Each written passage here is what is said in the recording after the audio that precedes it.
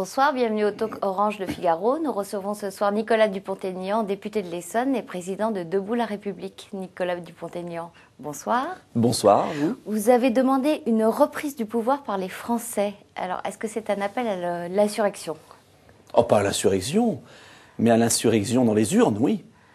Pour qu'enfin les Français puissent être gouvernés en fonction de leurs intérêts et non pas des intérêts d'autres, pour ne pas employer de vilains mots, c'est-à-dire de la Chine, des États-Unis, de l'Allemagne, des banquiers, des multinationales.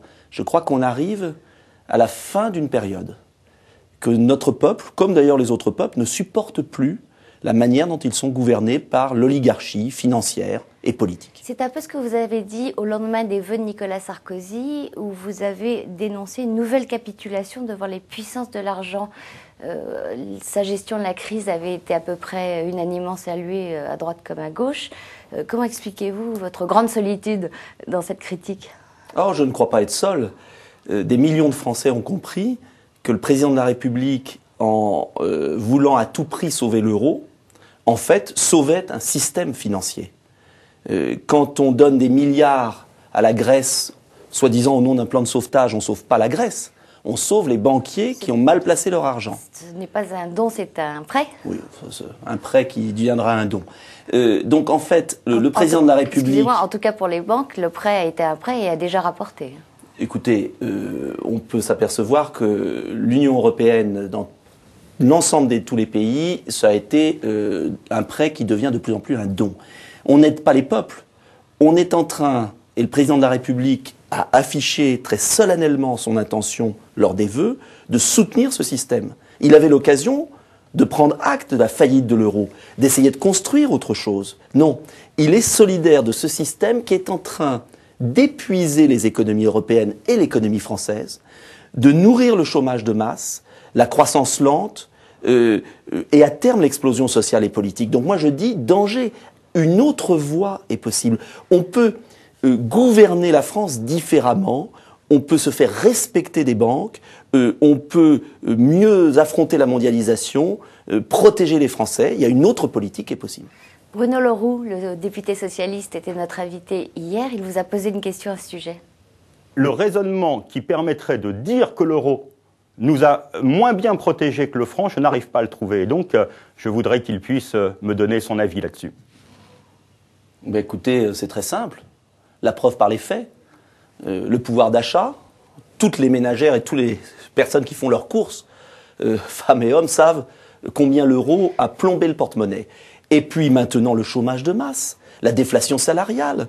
Est-ce qu'on voit que l'euro est en train de placer la France dans exactement la politique qu'a menée Laval dans l'entre-deux-guerres, qui était une politique de récession cumulative, de déficits commerciaux, de déficits budgétaires, de perte de liberté. Moi, je veux que les Français puissent reconquérir leur liberté monétaire pour relancer l'emploi.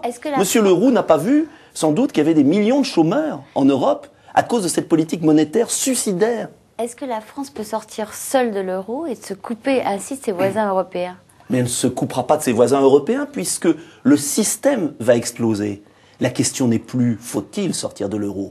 La question, c'est quand et comment. Et moi, je propose de sortir dans le calme de l'euro. Je propose même de le garder comme monnaie commune, éventuellement, pour des échanges interbancaires, mais de redonner la liberté monétaire pour tout simplement que la monnaie ne soit pas surévaluée, que nos PME, j'ai visité encore ces dernières semaines des PME asphyxiées, puissent recréer de l'emploi en France. L'industrie automobile a délocalisé quasiment la moitié de sa production. Mais quand il n'y aura plus de salaire dans notre pays, est-ce que je peux... Vous avez vu sur Internet cette histoire? Je sais pas, est-ce que vous l'avez vue étonnante? Je ne sais pas de quelle histoire. C'est un monsieur qui se lève le matin, il appuie sur son réveil qui est fabriqué en Corée. Il enfile un pantalon qui est fabriqué en Chine. Il prend une voiture qui est fabriquée au Japon. Il va où? Il va au pôle emploi. À partir du moment où dans un pays on ne produit plus ce qu'on consomme, ça ne peut pas durer longtemps. Toujours moins d'emplois en France et toujours plus, entre parenthèses, aussi d'immigration. Ça ne peut pas durer. Quel est le rapport entre l'euro et le coût du travail qui est supérieur en France à ce qu'il est dans le reste du monde, évidemment dans les pays émergents, mais même par rapport à l'Allemagne. Mais il est colossal. Quelle est la relation de cause à effet? Mais il est colossal. Aujourd'hui, une entreprise... Est-ce que c'est à cause de l'euro que l'heure de travail est la plus chère au monde en France? Je renvoie dans l'autre sens. Pourquoi, à votre avis, la Pologne, l'Angleterre, le Danemark, la Suède, je prends l'exemple de la Suède qui a un coût horaire du travail quasiment identique au nôtre, pourquoi la Suède s'en sort et pas nous? Pourquoi la Pologne a eu la plus forte croissance? Là, le coût horaire n'est pas le même. Mais prenons la Suède et le Danemark. Parce qu'elle a par exemple un système qui s'appelle la flexi-sécurité. Non, parce que tout simplement, elle a une monnaie 30% moins chère. Elle a eu de la liberté monétaire. Pourquoi, à votre avis, la Chine et les États-Unis laissent filer leur monnaie? Pourquoi l'Europe serait le dindon de la farce? Ce qui est en train de se produire, c'est la destruction de l'Europe par l'euro. Et moi, je ne souhaite pas la destruction de l'Europe. La meilleure façon de ne plus dresser les peuples les uns contre les autres, c'est de sortir de ces systèmes et de retrouver de la flexibilité et que la France puisse investir dans les domaines d'avenir avec une monnaie qu'elle maîtrise. À propos de l'Europe, justement, nous avons des questions d'internautes qui vous interrogent à ce sujet. Un nommé Kersey vous demande, Monsieur Dupont-Aignan, à l'heure où le FN, par opposition à Nicolas Sarkozy, se recentre sur l'euroscepticisme, comment comptez-vous marquer votre différence? Mais pourquoi j'aurais à marquer ma différence? Je défends une France maître de son destin et je défends le rassemblement des Français. À la différence d'ailleurs du FN qui ne veut pas rassembler les Français. Vous n'avez pas l'impression de viser aussi les déçus, les frustrés de la mondialisation?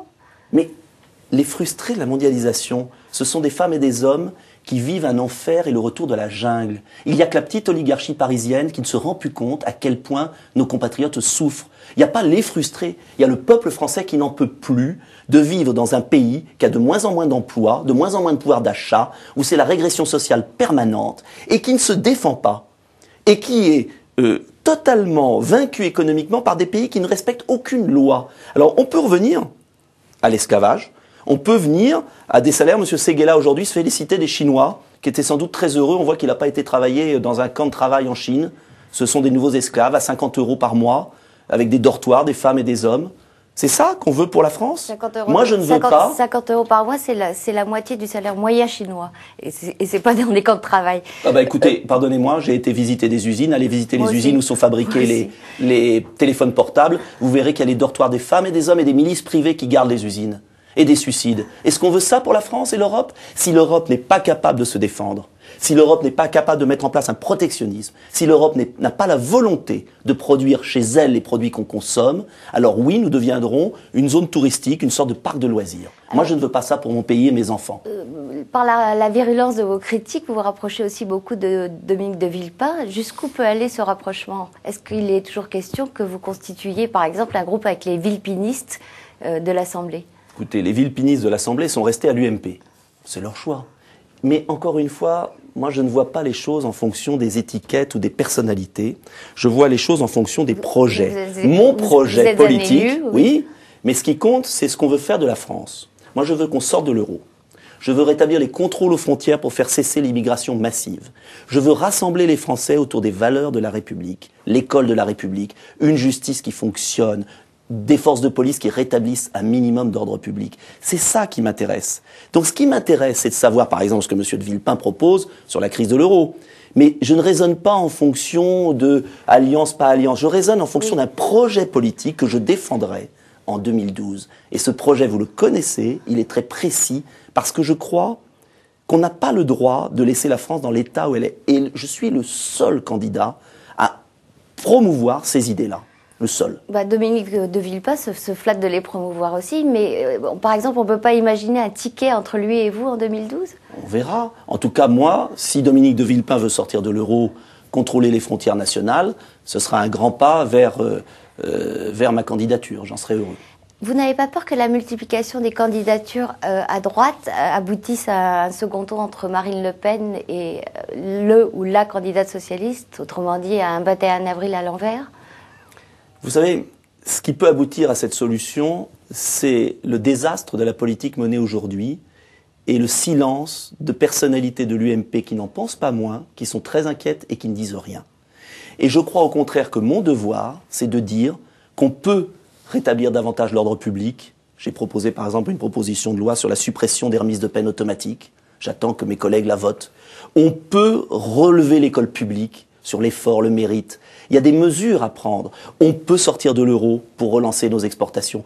Le problème d'aujourd'hui, c'est pas de savoir s'il y aura X candidats. La question majeure, c'est qu'est-ce qu'on offre comme destin à nos compatriotes? Est-ce qu'on est capable de parler enfin de la France et des Français et de leur donner une perspective et de reprendre en main? Tout à l'heure, vous me posiez la question de savoir pourquoi je parlais d'une reprise du pouvoir par les Français. Ben, les Français voudraient qu'on gouverne pour eux. Et oui, pour eux. Et pas pour certains. Est-ce qu'il vous semble que François Fillon, si le cas se présentait, incarnerait un avenir meilleur pour la France que Nicolas Sarkozy, lui qui se réclame des mannes de Philippe Séguin? Mon problème, c'est pas d'avoir un calife à la place du calife. C'est de savoir ce qu'il propose. Que je sache, il a mené la politique de Nicolas Sarkozy. Donc je ne vois pas de différence. Ça ne sert à rien de se draper dans les souvenirs, surtout quand on fait l'inverse de ce que voulait Philippe Séguin. D'accord, eh bien, Nicolas Dupont-Aignan, je vous remercie. Demain, nous recevrons un de vos collègues de l'Essonne, mais un collègue socialiste, Julien Drey. Bonsoir et à demain pour un nouveau talk Orange Le Figaro.